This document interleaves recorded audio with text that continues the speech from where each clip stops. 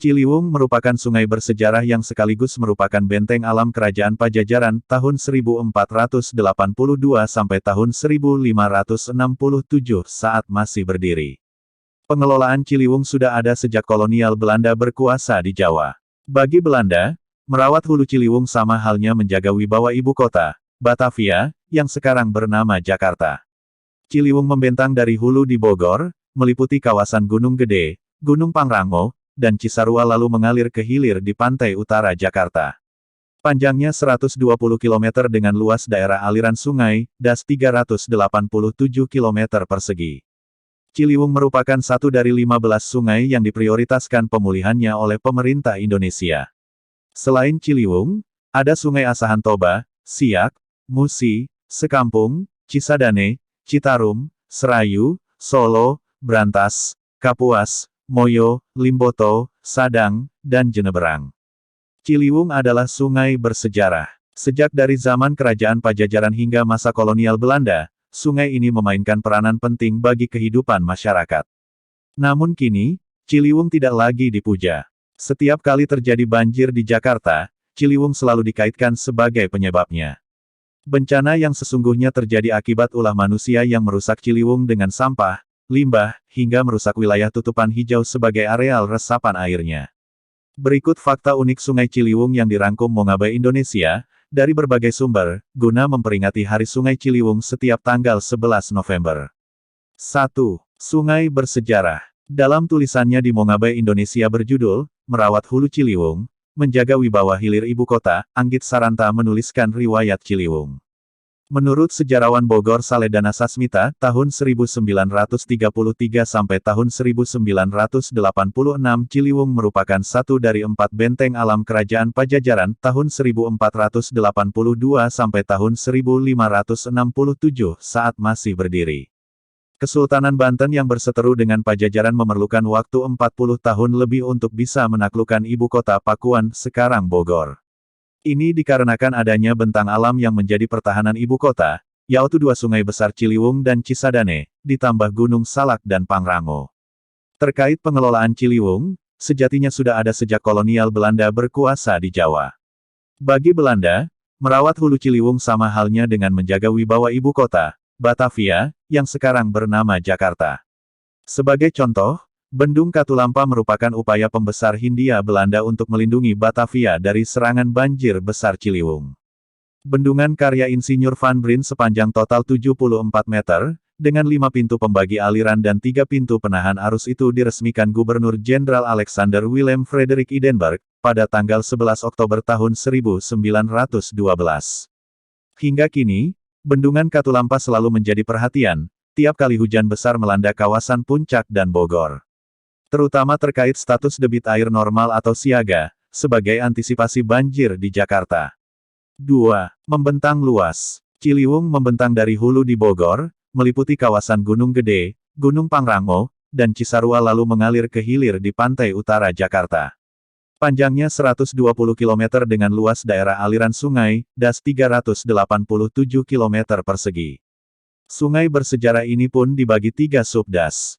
Ciliwung Hulu seluas 15.251 hektar di wilayah Kabupaten Bogor dan Kota Bogor. Ciliwung Tengah seluas 16.706 hektar di Kabupaten Bogor, Kota Bogor, Depok, dan Bekasi, serta Ciliwung Hilir seluas 6.295 hektar di DKI Jakarta.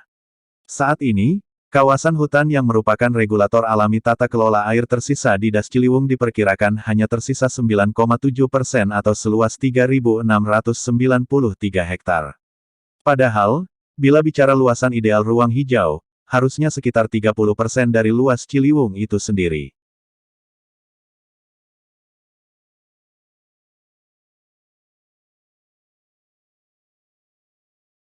Empat. Prioritas pemulihan. Ciliwung merupakan satu dari 15 sungai yang diprioritaskan pemulihannya oleh pemerintah Indonesia. Selain Ciliwung, ada Sungai Asahan Toba, Siak, Musi, Sekampung, Cisadane, Citarum, Serayu, Solo, Brantas, Kapuas, Moyo, Limboto, Sadang, dan Jeneberang. Anggaran yang disiapkan lebih dari 2 triliun rupiah. Angka tersebut termasuk proyek pemulihan 15 danau prioritas dan 65 bendungan. 4. Hilangnya ikan. Kekhawatiran akan ancaman kepunahan ikan di Sungai Ciliwung terbukti. Berdasarkan penelitian LIPI, dari 187 jenis ikan yang ada, kini hanya sekitar 20 jenis tersisa. Atau, sekitar 92,5% telah punah akibat aktivitas manusia dan pencemaran yang terus terjadi. Data penelitian LIPI menyebutkan, sepanjang tahun 1910 hingga 2010, ikan seperti belida, soro, berot, nilam, tawes, putak, berukung, lele, brek, keperas, dan ikan hitam sudah tidak ditemukan lagi di Ciliwung. Sementara, spesies ikan lainnya seperti hampal, genggehek, dan baung semakin terancam. Agar ikan yang ada tidak, kesadaran masyarakat untuk tidak membuang sampah harus ditumbuhkan. Juga, pencemaran air yang terjadi akibat limbah industri pabrik harus dihentikan. Selain itu juga, diharapkan tidak ada pihak yang menebar ikan-ikan predator di Ciliwung yang bukan habitatnya, agar spesies asli tetap hidup. 5. Sampah dan limbah. Berdasarkan penelitian yang telah dilakukan, jumlah limbah rumah, sampah, limbah industri, limbah ternak, dan pencemaran dari pertanian yang ada di Ciliwung sebesar 54,4 ton BOD per hari. Sementara, kemampuan sungai menampung beban pencemaran hanya 9,29 ton BOD, Biological Oxygen Demand, per hari. Dapat dikatakan, Ciliwung telah melewati kemampuan daya dukungnya. Tantangan lain adalah adanya perubahan tata ruang dan tutupan lahan. Hal ini menyebabkan menurunnya kualitas lingkungan yang menyebabkan meningkatnya kerentanan bencana banjir. Daerah sempadan Sungai Riparian, dari Bogor, Depok, dan sebagian Jakarta Selatan yang merupakan 60% dari total luas sempadan Ciliwung, sekitar 37,11% telah menjadi daerah terbangun kedap air. 6. Identik banjir. Ciliwung selalu dikaitkan dengan persoalan banjir yang terjadi di Jakarta. Terkait bencana ekologis tersebut, penanggulangan juga harus dilakukan dengan pendekatan perbaikan ekologi seperti pemulihan tutupan hijau resapan daerah aliran sungai, watershed. Menurut Eko Kusratmoko, pakar geografi dan keteknikan dari Universitas Indonesia, seharusnya jarak 10 meter dari tepian Ciliwung tidak diperbolehkan untuk bangunan. Mengingat, kemiringan kali berisiko besar terjadinya longsor. Satu hal yang harus dipahami adalah sebagian besar wilayah Jakarta merupakan lahan basah berupa rawa, yang dialihfungsikan menjadi perumahan dan perkantoran. Fungsi utama rawa adalah pengatur dan penyimpan air, bukan sebagai daerah resapan. Sungai meluap yang mengakibatkan banjir adalah suatu proses alamiah siklus ekologi pada sungai.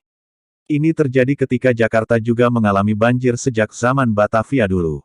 Persoalan saat ini adalah banjir semakin sering terjadi dengan daya rusak lebih besar. 7. Hari Sungai Ciliwung. Setiap tanggal 11 November diperingati sebagai Hari Ciliwung yang telah digelar sejak tahun 2012.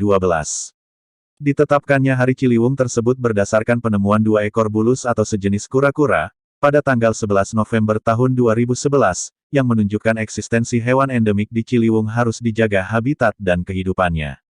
Tanggal 11 November merupakan momen kepedulian kita bersama, untuk terus menjaga sekaligus membebaskan Ciliwung dari segala persoalan. Ciliwung sebagai sungai bersih, bermanfaat sekaligus meningkatkan kualitas kehidupan masyarakat, serta tidak mendatangkan banjir harus diwujudkan.